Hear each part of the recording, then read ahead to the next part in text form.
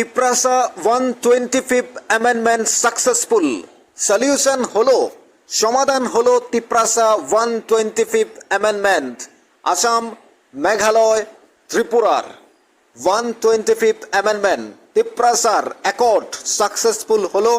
মহারাজ প্রদ্যুৎ কিশোর Debbarman, home minister Amit Shah এবং একে মিশ্রা সহ সেন্ট্রাল গভর্নমেন্টের বিভিন্ন প্রতিনিধি প্রত্যেকে উপস্থিত থেকে সেই 125th অ্যামেন্ডমেন্ট বহুদিনের প্রতীক্ষা প্রত্যাশার একেবারে সাকসেসফুল সমাধান হয়ে গেল।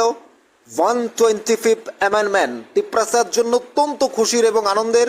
মহারাজ প্রদ্যুৎ কিশোরের পোস্টে সরাসরি আমরা দেখতে পাচ্ছি, সেখানে মহারাজ প্রদ্যুৎ কিশোর নিজেই বলছেন 125th অ্যামেন্ডমেন্ট সাকসেসফুল, কারণ সেখানে তিপ্রাসার অ্যাকর্ড যেটা যুক্ত রয়েছে, তিপ্রাসার যে চুক্তি হয়েছিল political rights, economics, land rights, development, culture, history, সর্বোপরি অ্যাডেসিভ ডেভেলপমেন্ট, যেটা ত্রিপাক্ষিক চুক্তি ছিল, তার মধ্যে তার বাইরে যেটা ছিল অর্থাৎ তার মধ্যেই সংলগ্ন সংযুক্ত যে 125th অ্যামেন্ডমেন্ট, এই ডেভেলপমেন্টের ক্ষেত্রে তিপ্রাসার উন্নতির জন্য 125th amendment is very very important.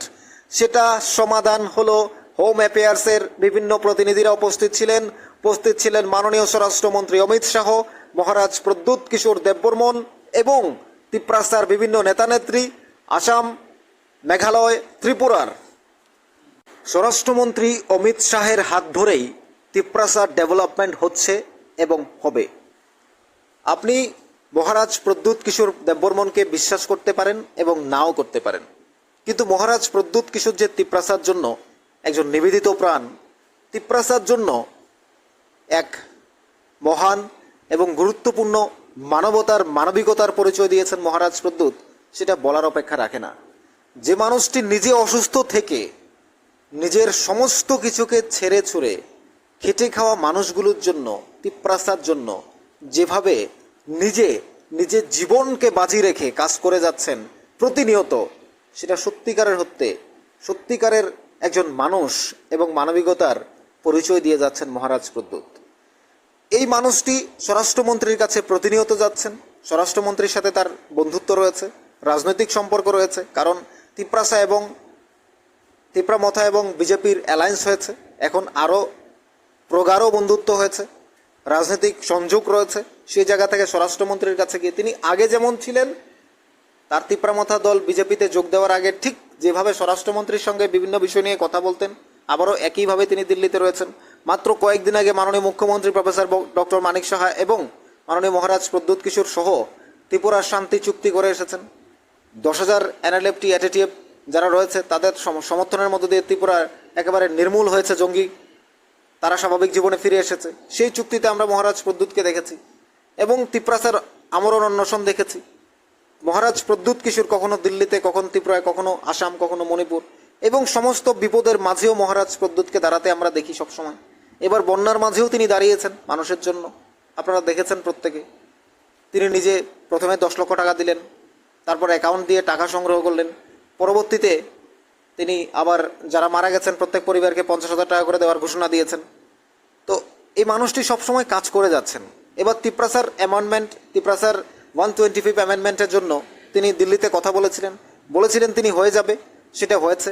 তার পোস্টে আপনারা দেখছেন মহারাজ প্রদ্যুৎ কিশোর তার পোস্টে বলেছেন সাকসেসফুল হলো তিপ্রাসার 125th অ্যামেন্ডমেন্ট। আলোচনা হয়েছে, বৈঠক হয়েছে, সম্পূর্ণ হয়েছে।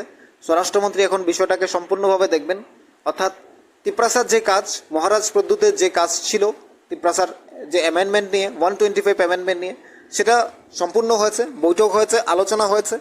তিনি তার পোস্টে বুঝিয়েছেন। এবার স্বরাষ্ট্রমন্ত্রী এই নিয়ে আলোচনা করবেন, কথা বলবেন এবং সমস্ত বিষয়গুলো তিনি তুলে ধরেছেন। যেখানে কেন্দ্রীয় সরকারের বিভিন্ন প্রতিনিধিরা ছিলেন, আসাম, মেঘালয় এবং ত্রিপুরার জনজাতিদের জন্য অর্থাৎ ইন্ডিজিনাস পিপলের জন্য যে 125th অ্যামেন্ডমেন্ট, সেটা সাকসেসফুল হচ্ছে। একেবারে তিপ্রাসার ডেভেলপমেন্টের ক্ষেত্রে, তিপ্রাসার উন্নতির ক্ষেত্রে ভেরি গুরুত্বপূর্ণ ছিল, অর্থাৎ অত্যন্ত গুরুত্বপূর্ণ ছিল, ভেরি ভেরি ইম্পর্ট্যান্ট ছিল। তাই মহারাজ প্রদ্যুৎ কিশোর দিল্লিতে ছুটে যাচ্ছিলেন, বারে মাননীয় মুখ্যমন্ত্রীর সঙ্গে কথা বলছিলেন, অসমের মুখ্যমন্ত্রী ডক্টর হেমন্ত বিশ্ব শর্মার সঙ্গে কথা বলছিলেন, অর্থাৎ দিল্লিতে হোম অ্যাফেয়ার্সে তিনি বারবার যাচ্ছিলেন, কথা বলছিলেন। একে মিশ্রা সবাই বলছিলেন না যে আসবে না, ইন্টারলকিউটার রাজ্যে আসবে না, ইন্টারলকিউটার এসেছিলেন, ইন্টারলকিউটার রাজ্যে পর্যবেক্ষণ করে রিপোর্ট নিয়ে জমা দিয়েছেন। তারপর তিপ্রাসার অ্যাকর্ড হবে না, তিপ্রাসার অ্যাকর্ড হয়েছে। তিপ্রাসার চুক্তি হবে না বলছিল, হয়ে গেছে। এবার যেটা জঙ্গি যারা উগ্রবাদী ছিল বিগত দিনে, এটিটিএফ এবং এনএলএফটি, তারা কখনো সমর্থন করবে না, সে নিয়ে অনেক রাজনীতি, অনেক আলোচনা সমালোচনা হয়েছে, সেটাও সম্পূর্ণ হয়েছে, শান্তি চুক্তি হয়েছে। এবার জঙ্গিও নির্মূল হয়েছে। এবার বলা যায় মহারাজ প্রদ্যুৎ কিশোরকে যারা আলোচনার বাইরেও সমালোচনা করতে থাকেন, তার একটা পোস্ট নিয়ে, তার একটা কোনো একটা বিষয় নিয়ে সবার সামনে নিয়ে আসেন, বিভিন্ন সমালোচনার মধ্য দিয়ে তাকে কাঠগড়ায় দাঁড়াতে হয়। কিন্তু মহারাজ প্রদ্যুৎ কিশোর এইসবের ধার ধারেন না, এসব নিয়ে তিনি চিন্তিত নন। তিনি একটাই কথা বলেন সবসময়, আমি তিপ্রাসাকে কিছু দিয়ে যেতে চাই, তিপ্রাসার জন্য কাজ করতে চাই।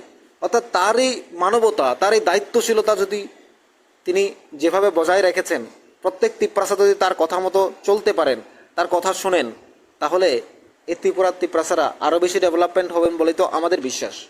তিনি পাহাড় এবং সমতলকে একসাথে রাখার জন্য, একই সুরে একই সূত্রে চলার জন্য, একইভাবে ডেভেলপমেন্টের জন্য তিনি তিপ্রাসাকে একেবারে সরাসরি চাইছেন আরও একটু এগিয়ে নিয়ে যেতে, আরও একটু সামনের দিকে নিয়ে আসতে, আরও একটু তিপ্রাসার ডেভেলপমেন্ট করতে, আরও একটু তিপ্রাসাকে কিভাবে ডেভেলপমেন্ট করা যায়, তিপ্রাসাকে কিভাবে আরেকটু সামনের দিকে নিয়ে যাওয়া যায়, সেটাই তিনি চিন্তা করছেন, সেটা তিনি চেষ্টা করছেন। অর্থাৎ আমরা বলতেই পারি তিপ্রাসার সবসময় নিজেদের দায়িত্বশীলতার পরিচয় দিয়ে যাচ্ছেন, বজায় রাখছেন তিপ্রাসার সব কিছু। আমরা এটা বলতে পারি তিপ্রাসা সবসময় তাদের যে দায়িত্বশীলতা, পাহাড়কে উন্নত রাখা, পাহাড়কে ডেভেলপমেন্ট করা, সেটা তারা করে যাচ্ছেন। মহারাজ প্রদ্যুৎ যা বলছেন তাই তারা শুনছেন। মহারাজ প্রদ্যুৎ যদি বলেন আন্দোলনে চলো, তারা যাচ্ছেন। মহারাজ প্রদ্যুৎ বলছেন দিল্লিতে চলো, দিল্লিতে যাচ্ছেন। মহারাজ প্রদ্যুৎ বলছেন এডিসি বন্ধ করো, বন্ধ করছেন। মহারাজ প্রদ্যুৎ যখন বলছেন চলো আমরা আজ আন্দোলন করব, ভয়াবহ আন্দোলন করব, কখনো রোমান স্ক্রিপ্টের জন্য, কখনো তিপ্রাসার ডেভেলপমেন্টের জন্য, সবাই যাচ্ছেন, ছুটে যাচ্ছেন। কেন যাচ্ছেন? মহারাজ প্রদ্যুতের প্রতি বিশ্বাস রয়েছে। অর্থাৎ মহারাজ প্রদ্যুৎকে সবাই বিশ্বাস করেন, মহারাজ প্রদ্যুতের প্রতি তাদের আশা রয়েছে, ভরসা রয়েছে। তো সেই জায়গা থেকে মহারাজ প্রদ্যুৎও 125 অ্যামেন্ডমেন্টটা সাকসেসফুল করার জন্য তিনি স্বরাষ্ট্রমন্ত্রীর কাছে একের পর এক ছুটে যাচ্ছেন, তিপ্রাসার ডেভেলপমেন্ট করার জন্য ছুটে যাচ্ছেন সবসময়। এবার 125 অ্যামেন্ডমেন্ট সাকসেসফুল হলো। তিপ্রাসা আপনাদের মতামতটা কি জানাবেন কমেন্টস বক্সে।